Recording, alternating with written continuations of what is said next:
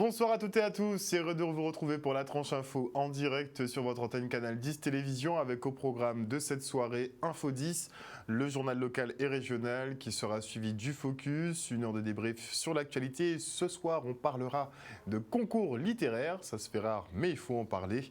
À 20h, vous retrouverez Brigitte Zabarel pour votre émission Santé 10, mais pour l'instant, place à l'actu.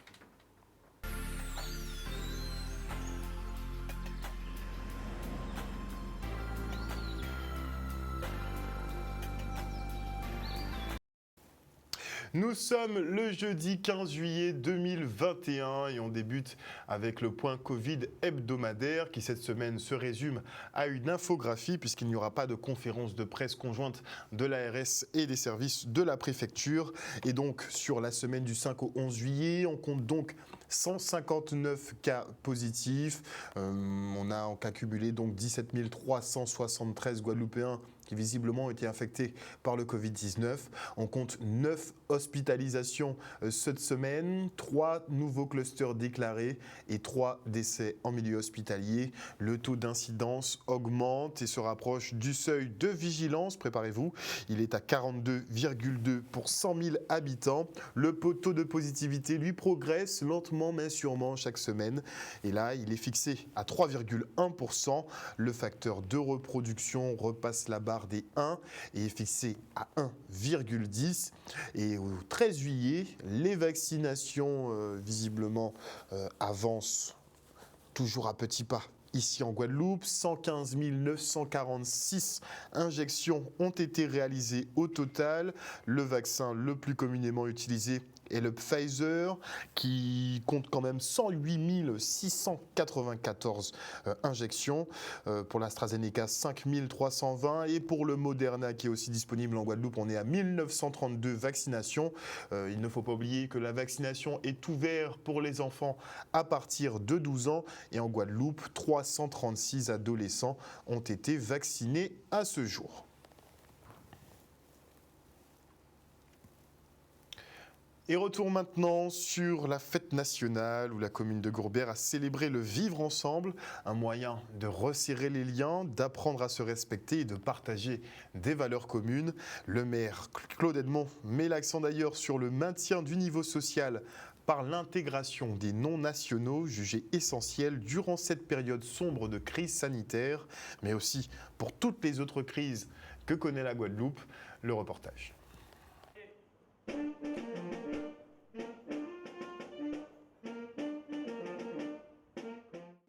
C'est un moment solennel de rappeler les valeurs de la République au-delà de la liberté, égalité, fraternité, mais aussi rappeler dans une période de crise sanitaire ou de crise tout court, donc dans une société de précarité, de chômage, de rappeler la solidarité, mais également aussi une société où remonte le fait religieux, de rappeler la laïcité de la République et aussi assainir les liens et refonder le vivre ensemble entre, on est en Guadeloupe, les Guadeloupéens, et on est un pays ouvert aussi avec une communauté extérieure, à apprendre à se respecter et aussi à partager des valeurs communes. Donc je pense que la République, c'est tout ça, c'est le brassage aussi de l'immigration et l'intégration aussi des non-nationaux. Et qu'il faut le rappeler qu'en période de crise, il est plus difficile d'intégrer ces valeurs.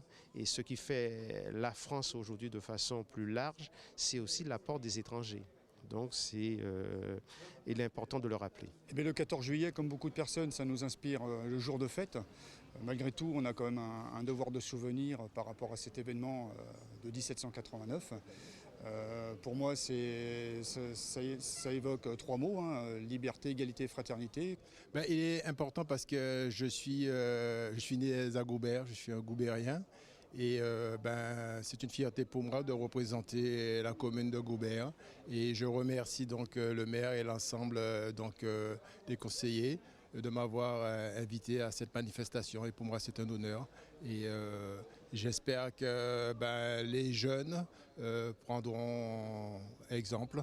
Et ce que je dis, que je suis tout à fait à leur disposition pour leur porter des informations sur ce métier qui a été vraiment une passion. C'est important parce qu'on doute aujourd'hui sur que la République peut nous apprendre à vivre ensemble.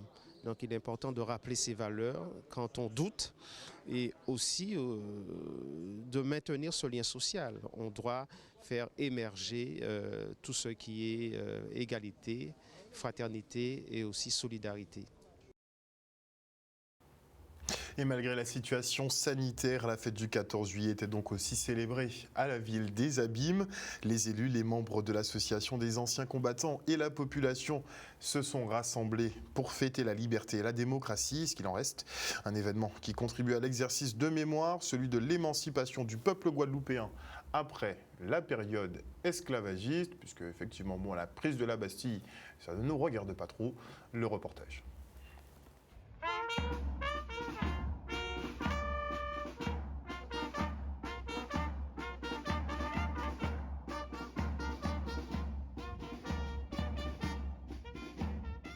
Nous avons souhaité marquer le coup du 14 juillet qui est pour les Français la prise de la Bastille, mais pour la Guadeloupe et je crois pour tout le monde, c'est la fête de l'émancipation. Et donc nous organisons pour marquer le coup chaque année.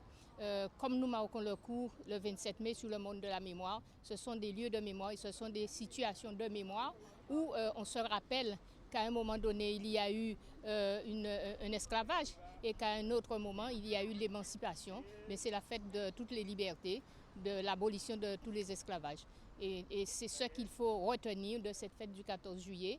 Et c'est pour cette raison que nous souhaitons, avec les élus, avec les administratifs, avec certains membres de la population, marquer le coup. Ça me fait quand même chaud et corps parce que c'est l'une des plus belles fêtes patriotiques que la France connaît. Et il y a eu quand même une certaine joie lors de l'appel de cette cérémonie, quoi. Le maire est un grand démocrate et le 14 juillet, c'est la fête, on va dire aussi, c'est la fête de la démocratie.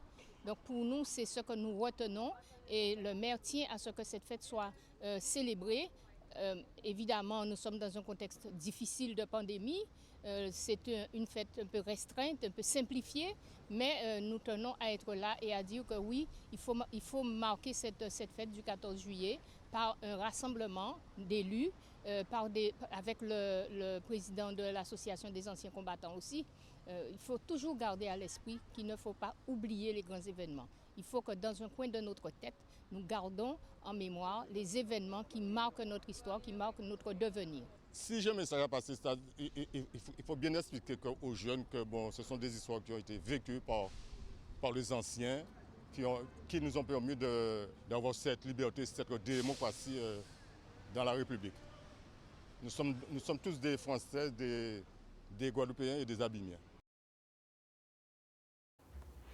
La vaccination obligatoire des personnels soignants des pas du goût de l'UTS UGTG qui le fait savoir et qui prépare sa riposte. Ce samedi, ils invitent les soignants et les Guadeloupéens à se mobiliser contre la dictature sanitaire du gouvernement. Le reportage. Les blouses manches en colère, ça a fait déjà, qu'on nous a dit depuis quelques années. Et là, nous, on vient encore plus en colère, voire enragés même, parce que nous ne pouvons pas comprendre que ou bafouer autant de droits et que les gens ne pas lever, pas indigner aussi ces mesures-là. Les premières incitations que vous avez faites, c'était après ça, vous avez dit nous comme ça que vous avez nous un petit badge, vous avez nous ni certains côtés que nous bien vrai, vous avez des bons de 5 €. Comme si c'est un marchandise que vous avez vendre un produit et puis on va essayer de faire adhérer à ça. Mais là, nous ouvrons tout inconvénient que le vaccin là, ça a commencé à poser. Et là, on nous a dit que son à phase expérimentale, qui ont une autorisation conditionnelle. Donc, pour nous, comme pas suffisamment de recul, donc nous commençons aussi à faire recherche, nous commençons à écouter et à y chercher l'information pour permettre nous aussi de prendre une décision. Et c'est tout à fait normal que toute question que tout le monde a posée, sous son monde qui quand même a un cerveau qui a réfléchi, ça va permettre vous de savoir que là, on pose ces questions-là. Au contraire, le but, c'est justement d'éclairer, de mettre tout en confiance dans le vaccin-là et permettre aux gens de décider. Mais là, on voit qu'on est là, que nous voyons que c'est la troisième vitesse là qu'on passe, que c'est la contrainte. Nous avons dit trop, c'est trop. De toute manière, nous avons amené à la mobilisation, hein, population là qui de toute manière suivent, parce que nous avons dit, nous les soignants nous inquiètent certes, parce que c'est menace si qu'on nous dit autres métiers à nous, mais population là aussi concernée par ça, parce que derrière tout ça qu'on nous dit, il y a une histoire de passe sanitaire qu'il y a besoin de mettre, et c'est liberté à pardon, excusez-moi, c'est liberté à la population là, de manière générale, qu'il y a contrainte. Prochain rendez-vous qu'on nous dit c'est samedi 17 et bientôt aussi nous allons envisager avec les autres organisations syndicales, hein, qu'on nous a dit qu'il y a un certain nombre de collectifs qui ont monté justement contre ça, hein, la colère non pas seulement chez les soignants. Donc nous avons vu qui jonction qui est possible avec toutes ces organisations là, ça, ces associations là, ça. Et nous allons prévoir des mobilisations dans les futurs temps. Et on part pour l'investiture du nouveau maire de la ville de Petit-Bourg, en la personne de David Nebor. Guy Losbar, lui, occupera désormais la place du 3e adjoint. Le reportage. David Nebor. David Nebor, 34 voix.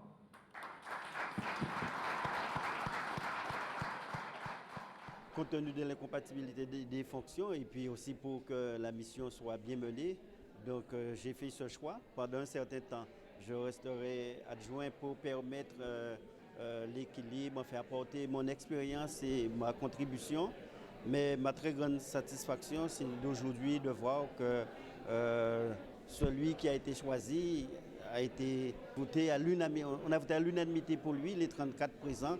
Donc c'est une très bonne chose qui montre que ce choix correspondait à l'attente du conseil municipal et aussi donc de la population. C'est un sentiment de fierté, puisque l'ensemble de mes collègues, à la fois la minorité comme la majorité, m'a accordé ces suffrages. Donc c'est un vote unanime pour que je sois le premier édile de la ville de Petit-Bourg pendant les 5 années à venir. Donc avec une équipe aujourd'hui élargie autour de nous, nous saurons être à la hauteur des attentes de la population de Petit-Bourg. Aujourd'hui, la crise sanitaire nous éloigne d'elle. Il nous appartiendra de rénover, de faire preuve d'inventivité pour aller en direction de la population. Je ne serai plus le chef d'orchestre, mais en fait, je serai dans cette équipe pour apporter ma contribution et au-delà donc de Petit-Bourg, dans les autres instances, dès lors qu'il s'agira donc de défendre la ville ou les projets. Guy Losbar, dont l'élection a été annulée pour son canton effectivement à Petit-Bourg. Son siège effectivement au conseil départemental semble menacé, mais devrait rester a priori en fonction. Et dans le cadre de son tour des entreprises New Tech, le secrétaire d'État chargé à la transition numérique s'est rendu à C2I à Jarry. Fondée en 1997, cette société a su s'adapter et suivre les évolutions digitales successives afin de proposer des solutions locales.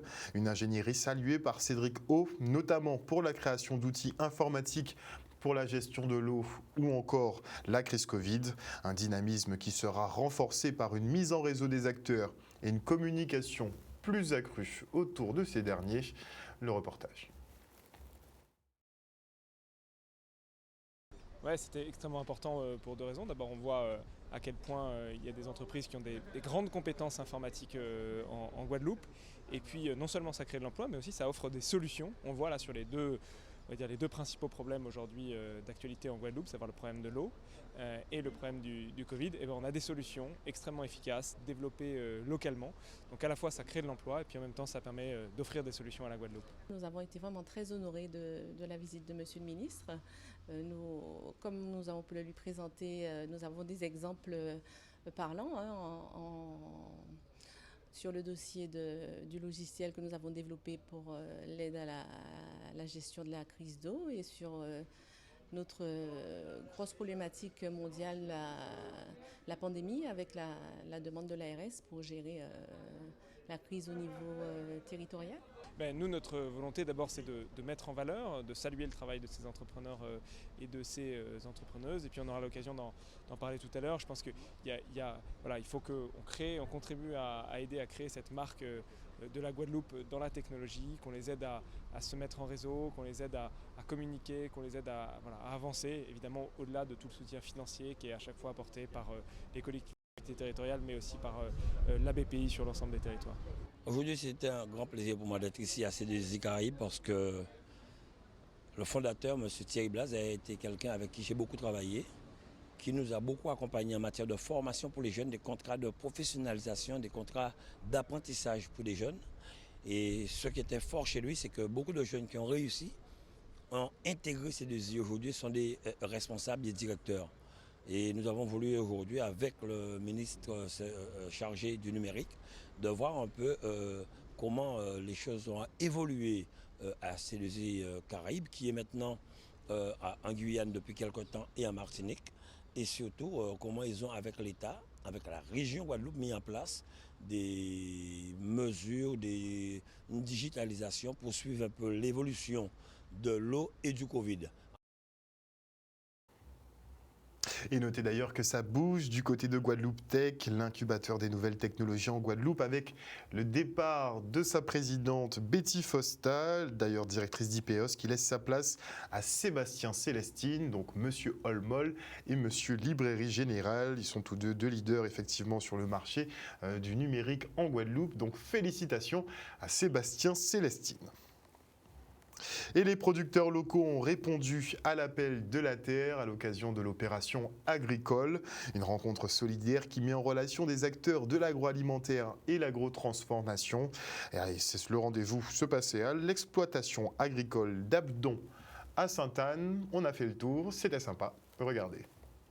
La journée agricole, c'est une journée, on va dire, qui est pour l'appel à la terre. C'est une journée pour montrer surtout ce qui se passe en Guadeloupe, ce que nos agriculteurs font, ce que nos transformateurs font grâce aux produits agricoles. Donc c'est vraiment l'idée de montrer tout ce qui se fait en Guadeloupe avec les jeunes Guadeloupéens. L'idée née, c'est surtout par rapport aux contacts, les contacts que j'ai, on va dire. Je me suis rendu compte qu'il y a beaucoup de gens que je connais qui font pas mal de bonnes choses. Mais au final, ils ne sont pas en relation. Donc l'idée, c'est vraiment de pouvoir mettre en relation les gens, les faire se connaître et ainsi de suite, quoi. Et développer la Guadeloupe surtout. La journée agricole, c'est vraiment une journée de mise en relation entre les différents acteurs de l'agroalimentaire et vraiment de l'agrotransformation. Donc je dis agrotransformation parce qu'il y a autant l'agroalimentaire que la cosmétique, que l'artisanat. On retrouve vraiment des stands diversifiés et puis tout le monde trouve son bonheur. Aujourd'hui, on trouve des gens qui font des jardins créoles. Je pense notamment à Sweet Home. Je pense aussi à Raymond Koudou qui est au biologique, agriculture biologique depuis 2009. C'est important pour nous d'avoir vraiment une diversité. Donc on a fait appel aussi à Canary Pond, le magazine du coup qui met en avant, qui est dans la même optique que nous, mettre en avant tous ceux qui font des choses intéressantes avec les terroirs locaux. Et également, on aura aussi tout à l'heure une petite prestation de Fonds l'Esprit Coco. Donc c'est le jeu de société locale qui s'est mis en place. Il va arriver tout à l'heure, les gens pourront tester, pourront un peu échanger autour, découvrir le jeu. Et puis moi-même, Nourio, donc avec les pâtes alimentaires de patates douces de fruits à pain. On s'est donné pour mission d'accompagner, de renforcer vraiment l'écosystème de l'agroalimentaire et de l'agrotransformation au sens large de manière durable. Donc on va faire plusieurs événements de ce type où il y aura des mises en relation avec les acteurs. On va trouver les produits locaux, ceux qui créent des choses intéressantes, pour pouvoir les rapprocher déjà des particuliers, des consommateurs, mais également des distributeurs, pour qu'on puisse vraiment renforcer vraiment de point de vue économique pour tout le monde. Des images signées Vianney Valverde. Et même s'il est court, très court cette année, le Traditour sera intense. Au lieu des 10 jours de navigation habituels, les patrons et leur équipage devront barrer pendant 2 jours non-stop. 2 étapes titanesques entre Sainte-Anne et Port-Louis et Vieux-Fort Sainte-Anne. Écoutez. Le Traditour, c'est la course de voile traditionnelle que l'on retrouve habituellement au mois de juillet, sous un format de 10 jours, mais cette année, il va se courir uniquement sur 2 jours, 2 grandes étapes, un véritable défi sportif. 2 jours de course parce qu'il a fallu s'adapter à la situation sanitaire que l'on connaît, également à la situation économique. La décision de prendre d'organiser ce tradito est arrivé tardivement. Et manifestement, on ne pouvait pas conduire une manifestation sur 10 jours comme on a l'habitude de le faire. Un week-end riche en suspense, j'espère, avec une course qui partira de Sainte-Anne pour arriver à Port-Louis, si les conditions météorologiques le permettent. Et puis un transbordement jusqu'à Vieux-Fort, en tout cas dans un premier temps jusqu'à Rivière-Sens à Gaubert, pour un départ effectif de la course à Vieux-Fort pour rejoindre Sainte-Anne en passant par Capesterre et la Dacia ou Rosier. 26 équipages ont su s'organiser pour relever ce défi-là. On espère que ces 26 équipages pourront boucler les 2 étapes et j'espère que tout le monde aura le sourire dimanche 18 à Sainte-Anne. Je vous invite donc à venir voir l'évolution de ces équipages dans une épreuve qui sera extrêmement difficile. Et en marge de cet événement, on organise aussi des débats qui seront retransmis sur nos réseaux numériques pour réfléchir autour des enjeux maritimes de la Guadeloupe. Voilà, chers téléspectateurs, nous sommes arrivés au terme de ce journal. Rappel d'une information quand même importante. On a effectivement eu les chiffres du Covid, du point épidémiologique pour cette semaine, mais il n'y aura pas de conférence de presse de Valérie Denux et d'Alexandre Rochat. Je pense qu'on aura une jolie surprise pour la semaine prochaine. En tout cas, on va le voir venir. Et on va se renseigner, mais d'ici demain, il devrait y avoir des évolutions aussi au niveau du pass sanitaire, puisque visiblement, il y a des mesures qui ne sont pas tenables par le gouvernement, notamment en termes de privation de liberté. Ça risque d'être assez compliqué. Et donc, visiblement, il y a des volte-face en ce moment, mais je n'ai pas eu le temps de faire un petit résumé puisque ça vient de tomber. On en parlera demain. Passez une excellente soirée à l'écoute de nos programmes sur Canal 10. N'oubliez pas que sur notre antenne, vous faites l'information que nous diffusons. Le journal local revient demain à 18h30. Passez une bonne soirée à l'écoute de nos programmes. Bisous.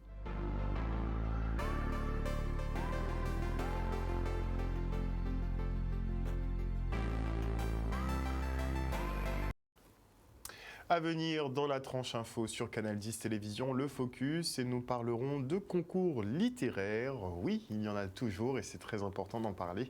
Ce sera tout de suite après la coupure pub de 19. Et avant cela, je dis bonsoir à Marie-Hélène Borès, bonsoir à Don Luciano, bonsoir à Teddy Bamberg, bonsoir à Jonah Anabon, bonsoir au général Franck Abar, bonsoir à Maggie Delaney, bonsoir à Maude Petitpas, bonsoir à Odile Zingilet, bonsoir à Jean-Michel Charlery, toujours connecté Jean-Michel, ça fait plaisir.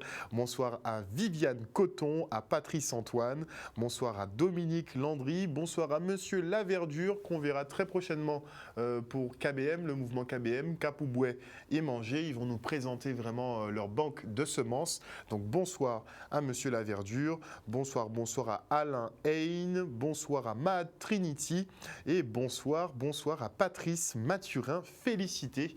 On se retrouve après la pub.